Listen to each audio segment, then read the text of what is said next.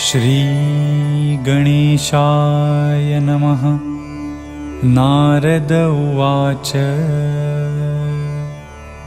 प्रणम्य शिरसा देवं गौरीपुत्रं विनायकं भक्तावासं स्मरेन् नित्यं आयुः कामार्थसिद्धये। प्रथमं वक्रतुण्डं च एकदन्तं द्वितीयकं तृतीयं कृष्णपिङ्गाक्षं गजवक्त्रं चतुर्थकम्।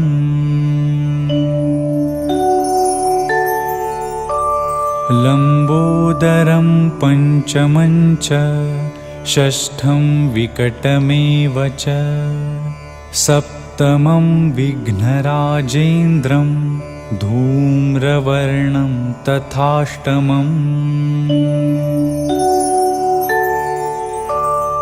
नवमं भालचन्द्रं च दशमं तु विनायकम् एकादशं गणपतिं द्वादशं तु गजाननम्।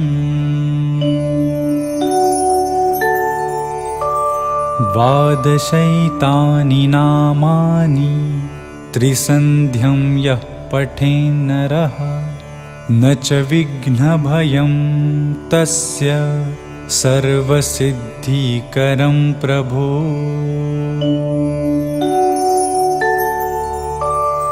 विद्यार्थी लभते विद्यां धनार्थी लभते धनं पुत्रार्थी लभते पुत्रान् मोक्षार्थी लभते गतिम्। जपेत् गणपतिस्तोत्रं षड्भैर्मासैः फलं लभेत् संवत्सरेण सिद्धिं च लभते नात्र संशयः।